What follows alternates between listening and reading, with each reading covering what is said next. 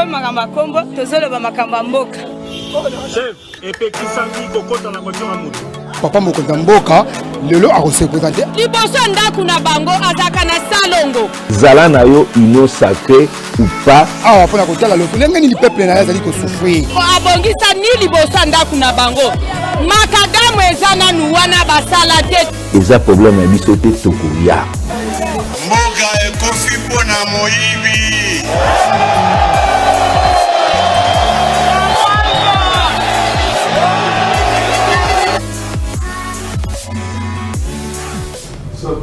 Mbote mingi pe esengo makasi ya kokotana na bino lisusu lelo lokola momesano na cadre ya magazine na biso d'enquête wenze ya masolo na émission na biso ya lelo yo tozwi pe chance tobenga ngo chance ya koyamba moko ya ba journaliste ya minene na mboka oyo azali na loboko na ngai ya gauche ako se présenter moko monsieur.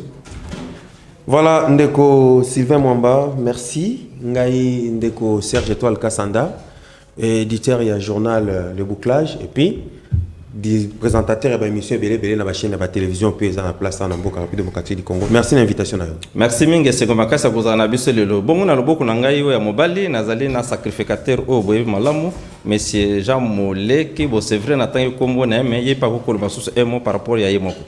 Matondo mingi sacrificateur Sylvain Mwamba na banjete bandeko bai kolanda biso na ngonga oyo bayebete moko ya bango sacrificateur Jean Moleki abungaki matango molai me kasi lelo nazali na bino elongo tika ete kolo azalo komo. Esango mingi bandeko na biso balanya magazine oyo wenze ya masolo lelo tozali kolobela makambo bongo mibale na kati ya entreprise publique tokobela makambo ezali koleka na régie des voies fluviales et puis na ba université na biso tokobela makambo ezali koleka na université pédagogique nationale UPN tobanje nanu na makambo ezali koleka na régie des voies fluviales une entreprise publique où ils ont abandonné qu'on a biso belé bazali ko sala misala kuna mais toujours quand nous que entreprise wana est tombée en faillite mais bato bazali ko kamba la régie des voies fluviales en sigle RVF balingi ko déclarer yango te ndeko Serge régie des voies fluviales est tombée en faillite. Est-ce que dans la conséquence n'est pas dans biso? Ndeko Sylvain Mwamba, merci beaucoup. Au lobby régie des voies fluviales est tombée en faillite. Oui, on a des appréciations en tant que journaliste et investigation, paye journaliste économiste et les sous-sous, mais faillite, il y a régie de voies fluviales, bah, prononcé en moni, il part d'autres colo, bah, faillite, mais une chose est vraie, régie de voies fluviales, et ça, les micolo et belé, et comment que tu benga canard boîtier. Et ça, t'es na faute, il y a bah, cambio, bah, colo à régie, wana, mais pour l'État, il y a comme colo régie de voies fluviales, wana, azo pe sabango sous ma cassité, azo pe sabango sous ma beau côté. Régie de voies fluviales peut tambola malamu, et c'est un mbongo, l'État bimisaka, ou avec un subvention. Subvention ceux qui ba pesi bango nde sala kake bako ka kozana makasi ya kosala misala ko bongisa ba bureau na bango ko baliser mai ko bongisa fleuve ko bongisa laka ko bongisa nyoso wana ko tia ba signon po mutu tamba bazo leka ba yebi kata na butu bazo tambola na bazo naviguer na bango malamu baza kimia na mutema. Or lelo tozomona ba mai na biso ezana ba problème belé po balisage salama kala ozo ka ba naufrage de gauche à droite parce que bato bazo naviguer minga vu tamsu musu balanda étoile musu balanda soki ni azo tambola mais yebité eloko ni ezali boso na po nini muto azana charge to région azana charge ya ko sala banzela wana ya ko bongisa mai ya ko tshaba signon ko yeba ke no esiko mai eza mudindo mingi te esiko mabange ezali esiko tourbillon ezali yo capitaine tango zo na masuwa na yo yeba ndenge ko diriger yango bato wana bazora suma kokite o l'état pesa bango pona ba ko ne ko sala misala wana pasi nde yango wana mais to mona ki mokonza mboka mikolo lekaki akala mingi te akenda ko pesa bango baliseur apesa bango baliseur bazaki longo na bandeko ba uteki Belgique. Voilà. Louis Michel ba ki ba pesa bango baliseur mais baliseur wana kota ki en danse en retard pourquoi manque toujours ba moyen 1 km ya balisage ce qui to bossa ntina ba enquête to salaki eza $25,000 mais en attendant entreprise de subvention et compte à rater. Il y a $25,000 on a poche nani yanga ina on de Sylvain ou on de Jean Moleki. Sacrificateur Jean Moleki régie de voies fluviales les entreprises publiques, entreprise de l'État congolais. Donc l'État congolais a dans $25,000 te à ça ne fût que banda balisage il y a fleuve Congo puis entreprise wana est tombée déjà en fait. Ils ont en fait non déclaré, ils ont les rapports à copyright. La RVF est tombée en fait, ma fait hein balingo ko déclarer en vote. Matondo mingi ndeko Sylvain Mwamba sacrificateur na banzete ndeko Serge alimboli malamu mingi mambima mazali koleka na régie des voies fluviales na kati ya mboka na biso. Mais ngai na kozala pe mwa moke contre ndeko Serge. na bandi d'abord kolimbola malamu po ete mokonzi mboka o tozana l'actuel chef de l'État Félix Antoine Tshisekedi avec l'appui ya Union européenne bapesa ki des bateaux de balisage ya fleuve Congo o bataki na disposition ya RVF. Non seulement ça, mokonzi mboka na appui ya FPI bapesa ki encore sous makoki pona ko appuyer régie des voies fluviales pona ko sala mosala oyebi mosala na bango ezaka nini ezali nde ko commissaire ba les boulevards ndenge to lobaka boulevard pona ko permettre mituka ya ebale donc ba masuwa etambola na ndenge oyo elongo bani mais et pas ipe tozali ko remarquer les choses comme on a été est-ce que ezali négligence ya bakambi bazali ko kamba RVF tope ezali négligence n'est pas ikokose ezali ko wuta lelo oyo bako chef de l'État pesi bango ba masuwa mi bale pona ko baliser ebale ba pesi bango ba makoki mais tozali ko tuna mituna il faut ba moyen wana o l'État tena disposition na bango et ça accompagner na enveloppe financière pour na ko permettre bato bazali ko sala musala ta e pali et tumbande zali makasi il faut ko mituna maintenant na ministère ya transport et loko nini bazali ko zanga makoki ya ko pesa na bakambi ya RVF pour na ko yeba musala oyo esengeli ko salma na ndenge elongo bani sacrificateur na zonge pan na yo mende ko Serge mais na RVF comme une entreprise azali la recette mususu te en dehors de subvention à l'état bon recette ndeko RVF bande recette bazwaka ezaka mingi je crois ya costage hein voilà ko ezaka ba masuwa wana yaka mwa ba biloko wana ezaka vraiment eza biloko mike mwa ba mbongo malonga te hein ba mbongo moko mike ya mukena ba servaka bango na ba va et vient to mona kana fleuve Congo nyoso fleuve Congo iba tango zo ba va et vient il faut tala bozana masuwa boni ozo compter balinière ozo compter masuwa c'est ça ezaka ba biloko mike mike bazwaka wana tanga kitana mabongo o eza dû à l'état wana eza penza eza na kati ya mokanda mobeko lupu mobeko oyo eza qui créer RVF bazana ba taxe ba pesa bango ba prélevaka mais o prélever ngo masuwa ngo eza te ko prélever na nini poto sunga bato baza kolanda biso de concierge journaliste d'investigation qui bloque la RVF motuna ya monene kutu ya nganga na sepel na motuna na onde ko Sylvain Mwamba ti sikoyo tozo ko mituna nani azo bloquer RVF parce que na lingomba ya bande ko mususu biso toza ba membre ya régie qui a raison et journaliste d'investigation ya RDC moko eza légal bande ko mingi ba yeba te ba komo tambola na komba réseau ba régie ba d'investigation voilà moko eza légal likanda ezali l'état yebi régie que l'état yebi yango to meka ki moko beta porte na budget to meka ki moko beta porte na transport finance maintenant des aki moi koko so makasi mais moi ba fuita mike tozwaki yango lelo to tshaba ndeko ka mai na munoko voilà tozola ka bango ke tant tozo zonga prochain numéro yoza kuti roloba mingi te poto yana ba papier na nyonso bon voilà bon RVF banda soki 2009 ou 2012 ebimaka te wana subvention wana na budget ezalaka kaka mais pona nini na maboko ya bakambi ya RVF mbongo wana ekomaka te yango lelo RVF ba koma ko benga bisika bikauka ba travailler ko futa mapasi lelo de justesse ko ba ko sauver bango ta ba sali liste ya ko tsa bona ba fonction publique awa ndesi ko sali ke ba zo moi pas son entreprise et nazo zongela yo avec un dernier mot cassé la RVF mendeko nelubeli ya ndeko sacrificateur Serge bien kalinga katobenga e bongote azo mona teke comité de gestion eza na part ya responsabilité donc selon yop comité de gestion wan tamoso bazangi management te pour RVF tele malamu non ce qui te lobi était bandeko bazali ko kamba entreprise ya RVF bazana management était donc na panzi te tokobuka moi lokuta parce que moto azali ko kamba pe RVF c'est un professeur monene ya mboka na biso Congo donc na banzi te motu na wana ezali benda na pesant d'or nango koyeba banani bazali ko sala était lelo RVF et comme entreprise déclarée en faillite ngai na tangi mikanda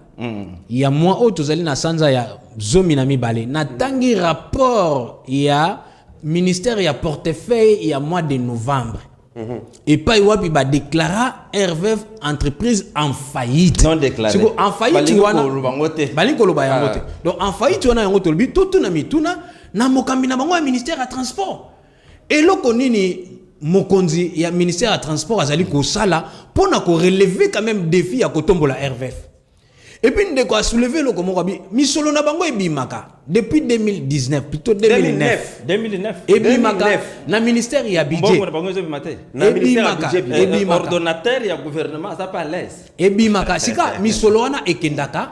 na libenga ya nani abénéficiaka na yango na banze ete tokosenga na bayimboka bazala motema pio po ete mikolo ezali koya tokoyela bango mikanda kotalisa nani o nda kumbaka misolo ya RVF ataka na libenga na ye nazozongela kaka mpona 30 secondes ndeko Jean Molek ndeko Serge apeka na 30 secondes parce que juste omoni ki faut tozongela bango prochainement toyeba mbongo ya RVF ebimaka ekendaka na poche ya nani mais avant cela tozonga na émission na prochaine lelo ozana moni loko koloba mpona bandeko ya RVF bato kolanda biso na émission ya masolo eloko tokoki koloba mpona lisolo ya RVF eza kaka kopesa bandeko mwa courage ndenge basi bakembi mikolo ebele bacontinue toujours koservir mboka na ndenge bazoservir kaka en attendant badébouche monana esika subvention na bango elalaka soki na libenga ya nani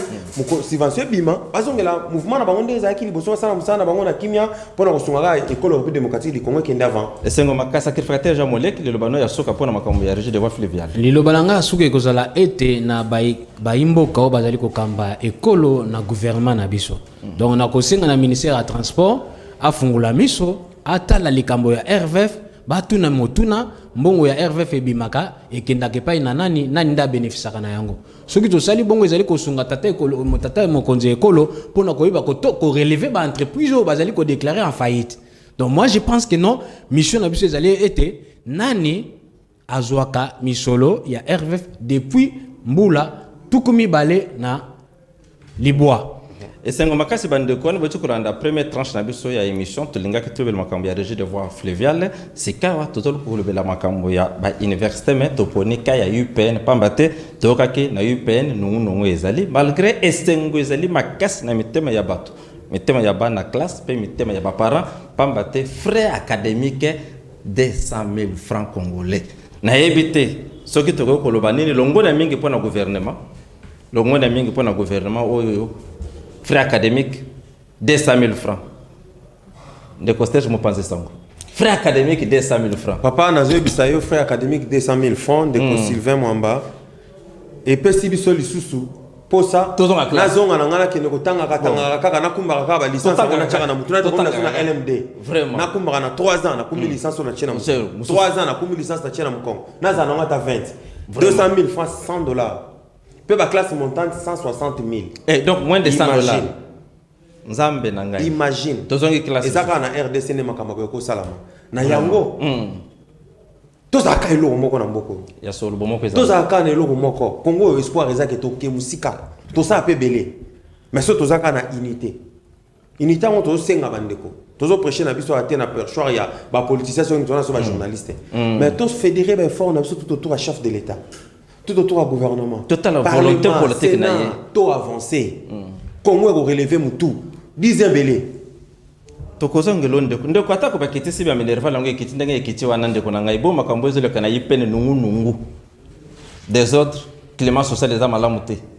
ekosoka boni non na banzi ete esengo etondi mitema ya baimboka ya bana mboka Congo parce que na sango bauti kopesa na bandeko beso baza kolanda biso ete ya minerval ezali kokoma na talo moke et ko permettre bandeko mingi ete bazongela pe etelo pona koyeba kokolisa encore maele na bango na niveau ya université mais tant que lobeli université ndeko sacrificateur Sylvain a touché mbala moko mambima mazali koleka na université pédagogique ya école na biso RDC na banzete soki okei na université pédagogique ya IPEN donc makambo ezali kotambola malamu mais badongolo mesu nde bazali kokende kotia misapi esike sengeli kotia misapi te parce que soki to koti na kati na IPEN mosala ezali kosala malamu na ndenge elongo bani bande ko banso bazali na comité de gestion bazali kotambwisa école tout peut etelo na biso na ndenge esengeli mais pona nini bazali ko pointer ndeko secrétaire général académique Kabwita Mosapi parce que ndeko wana c'est un jeune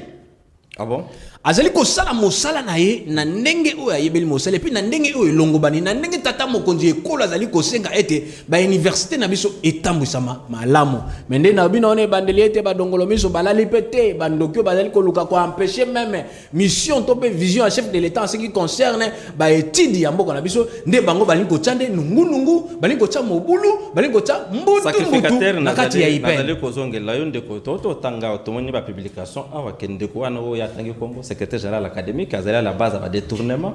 pe à désordre na ipe mais na comprendre tendenge nini ndeko Jean Moleki azali koloba kezali ba nongolo bon yo lobi ndenge nini après les investigations faites ndeko tu vois comment na ke ndeko yo professeur ordinaire Kabuita Kabolo Iko secrétaire général académique actuel à IPEN aya na université on a IPEN depuis 2005. Ah oui. Aouta autant université à Fribourg, azaki prêtre, awa ordonné prêtre et puis aké poto une année après a tiki. Parce que la prêtre péké sur mon toit baten de koto. Nazoya une année après a tiki sultan à côté de l'université à Fribourg et ce qu'elle ko sala doctorat na histoire diplomatique. Voilà. Ayo kozonga na mboko après classe na ye atangisa ki pe kuna yo kozonga wa ayo mbalambo bombarder vice doyen koto donc asali mingi na UPEN mais comment il dans un désordre et loko tozolo ba awa motema mabe ya congolais ezana nu ya sikana sachet no ba fungoli yango atate na ndenge nini ndeko congolais li ko mona muninga émerger te congolais siko ya na innovation abundisa yo est-ce que comme ma réforme abundisa yo lelo bitumbe fungwami guerre fungwami contre tata oyo Kabuita ezaka parce que alingi makambo ezala ndenge penze zalelaka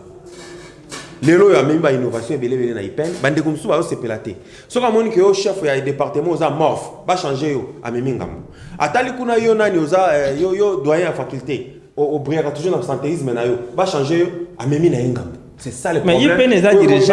na kacho maloba ndeko s'il te plaît IPEN a dirigé quand même na professeur Massamba recteur Massamba donc blague te bien sûr bébé compétence il y a recteur na niveau na problème exact mais pourquoi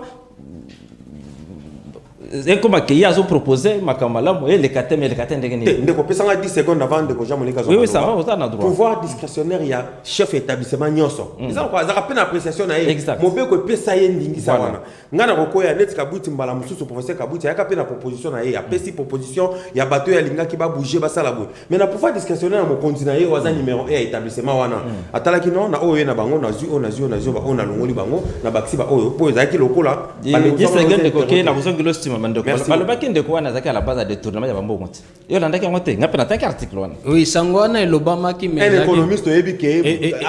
académique ko gérer mbongo ezalaki sango ya lokuta parce que nous sommes allés na IPEN ko vérifier basango biso tozwaki à la source yango te oyo elobamaki na libanda na banza ete tokosenga na bayimboko bakalanda biso bayeba ete ndeko Kabuita azali kosala mosala na ndenge oyo elongobani na ndenge ya malamu mpona kosunga tata mokonzi ekolo na mission na ya ko réorganiser encore ba université ya mboka na biso ndeko Kabuita azali kosala mosala na ndenge esengeli mais bandeko badongolo meso bato bali ko tcha mbutu bali ko tcha potopoto esika oyo te potopoto ezali te batika bobongola mitema parce que ndeko azali kosala mosala na ye na ba principe nyonso ya malamu mpona kosunga ekolo na biso ekende liboso sacrificateur na kozongela yo ndeko me na kati ya makambo na basitaki pe toko matana point ya soka oyo balobelaki pe makambo ba faux diplôme na IPEN na ebite ko mbini bozomona que ça marche là-bas alors qu'on parle de faux diplôme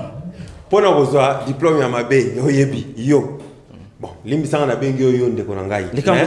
ndeko Sylvain Mwamba aux accords académiques scientifique toloba so toloba les kambote biso beto za ba journaliste mais na ba casquette na biso misusu oyebi ndenge ni ba pesa ka diplôme ndeko toke na moto na voilà banani ba homologa diplôme d'abord ministre chef d'établissement et moko récipiendaire pena commission ya jury ndeba ba signer académique a signer na diplôme te ceux qui académique azo pesa ba diplôme donc azo imiter ba signature ba tola nyonso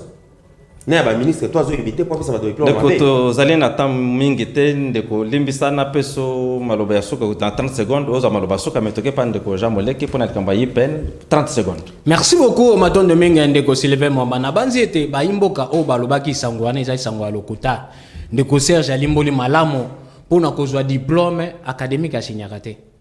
ata mokolo to na ezwaka te ni na papier donc bandeko batika kopanza sango mabe ya lokuta eza na litomba moko te to sunga baye bazali kotambusa mosala na kolanda vision ya chef de l'état pona kotombola kita ekolo na biso Congo Merci mingi ndeko Jean Moleki, ndeko Serge Kassanda. Merci ndeko Sylvain Mwamba l'invitation na poko ya lelo. Merci na nyonso to lobami awa to sungaka mboko ekolo Congo avancé RV faisait ya biso to sunganga ke liboso pe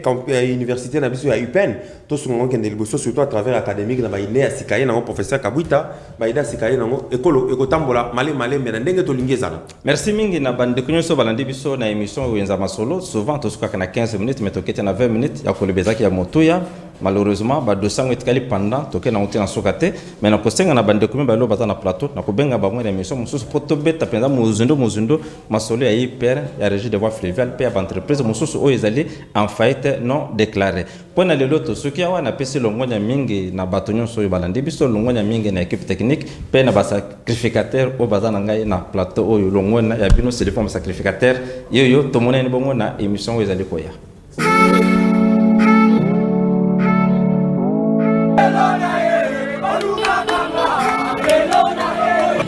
École Makamba Kombo, tozoloba makamba mboka.